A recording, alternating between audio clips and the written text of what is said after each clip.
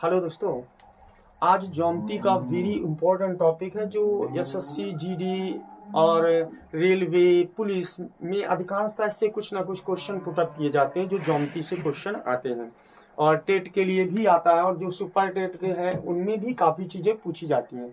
क्या है आज का जो टॉपिक है कि जब दो समांतर रेखाओं को आज का टॉपिक है जब दो समांतर रेखाओं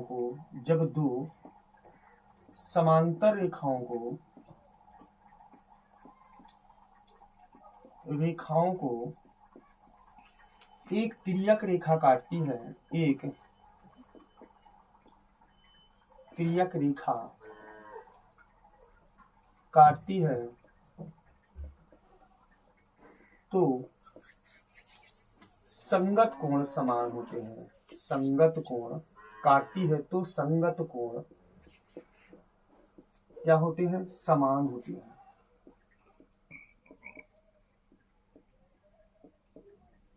ध्यान से समझना दोस्तों, वेरी इंपॉर्टेंट है ये टॉपिक।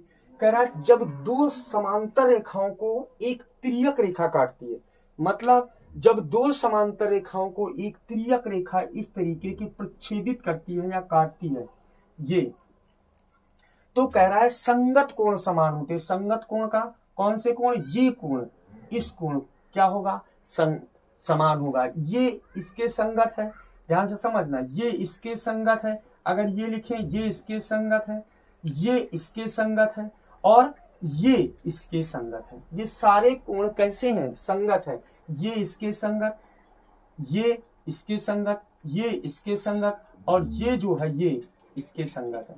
इन कोणों को हम क्या कहते हैं? संगत कोण कहते हैं। संगत मतलब होता है एक दूसरे के साथ में, जैसा ये है वैसा ही ये है, जैसा ये है वैसा ही ये है, जैसा ये है वैसा ये है। संगत कोण क्या कह रहा है? समान होते हैं।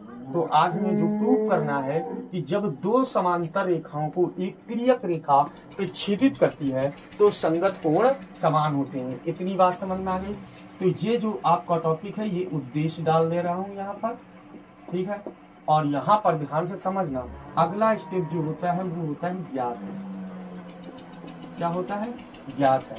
ज्ञात है में क्या है? ध्यान से समझना, माना ए बी व सी डी दो समांतर रेखाओं को पी की एक तिर्यक रेखा यम पर क्या करती है? प्रच्छेदित करती है या काटती है। तो यहाँ हम लिखेंगे ए बी व सी डी दो समांतर रेखाएं ए बी व सी डी, या ए बी समांतर ऐसे निशान लगा दे, ए बी समांतर सी डी तथा क्या लिख देंगे?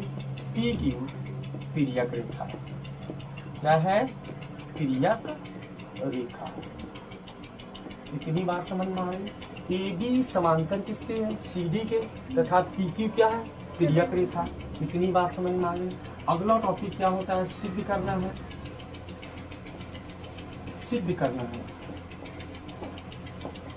ध्यान से समझना। सिद्ध तो बहुत कुछ करना है। एक ये इसके संगत है, ये इसके संगत है, ये इसके संगत है, ठीक है, और ये इसके संगत है।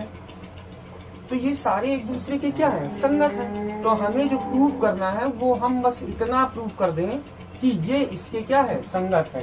तो हम यहाँ लिख सकते हैं कोण कौन सा? पी एन बी बराबर कोण कौन सा हो जाएगा? पी एम डी के। इतनी बात समझ में आ गई सभी के?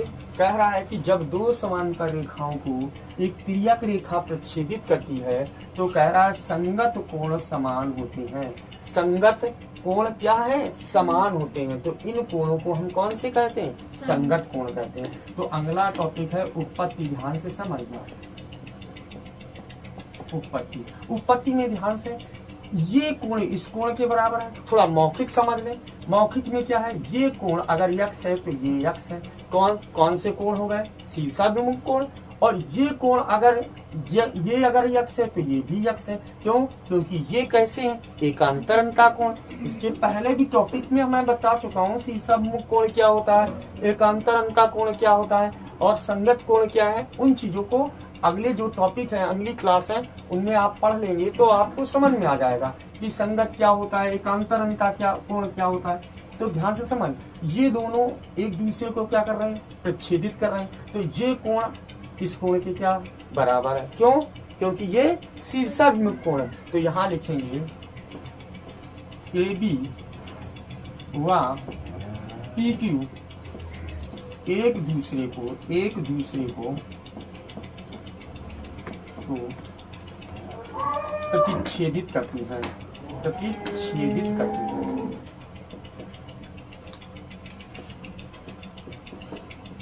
या AB व PQ एक दूसरे को, साधारण भाषा में लिख दे रहा हूँ, एक दूसरे को n बिंदु पर क्या है, काटती है। एक दूसरे को n पर काटती है। क्लियर? ये भाषा समझ में आ गई। तो क्या होगा, ये कोण इस कोण के क्या होगा, बराबर हो जाएगा। तो हम लिख सकते हैं कोण कौन सा, PNB बराबर कोण ANQ के, क्यों? आगे लिख सकते हैं शीर्षाभिमुख, क्या लिख सकते हैं, शीर्षाभिमुख कोण। यहाँ हम लिख सकते हैं शीर्षाभिमुख कोण,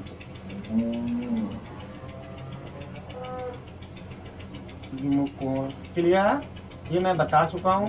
ये आ गया समीकरण नंबर फर्स्ट। इतनी बात समझ में आ गई। और ये दोनों समांतर रेखाएं, ये तिर्यक रेखा, तो ये कौन से कोण हो जाएंगे, ये और ये कोण, ये और ये कोण कौन से हो जाएंगे, एकांतर अंता कोण। अब यहाँ फिर लिख देंगे AB समांतर किसके, CD के, तथा कौन सी, PQ तिर्यक रेखा है, क्या है, तिर्यक रेखा है। इतनी बात समझ में आ गई। जब तिर्यक रेखा होगी तो कोण कौन सा, ANQ बराबर कोण किसके हो जाएगा, ANQ बराबर किसके हो जाएगा, PMD के। आगे इसके क्या लिख सकते हैं हम, एकांतर अंता कोण। क्या लिख सकते हैं, एकांतर अंता कोण। इतनी बात समझ में आ गई। ये समीकरण कौन सा हो गया आपका, सेकेंड। अब समीकरण 1 और 2 से देखो इधर PNB और यहाँ लिखा ANQ। देखो ANQ ये है, तो यहाँ लिख देंगे ANQ का मान समीकरण 2 में रखने पर। तो यहाँ लिख देंगे, अब हम ANQ का मान समीकरण इसमें 2 में रखने पर। तो ANQ का मान क्या है तुम्हारा, PNB। ANQ के मान क्या है आपका, PNB। तो यहाँ ANQ की जगह हम कितना रख सकते हैं, यहाँ देखो ANQ, तो ANQ की वैल्यू किसके बराबर है, PNB के। तो ANQ की जगह हम कितना रख देंगे, PNB। तो यहाँ हम रख देंगे क्या, कोण PNB बराबर कोण किसके आ जाएगा, PMD के। तो यही देखो PNB बराबर किसके हो जाएगा, PMD के। और इसी प्रकार देखो, इसी प्रकार अगर लिखना चाहो तो इसी प्रकार ये क्या हो जाएगा, ये इसके संगत, ठीक लिख सकते हो, कोण PNA बराबर कोण PMC।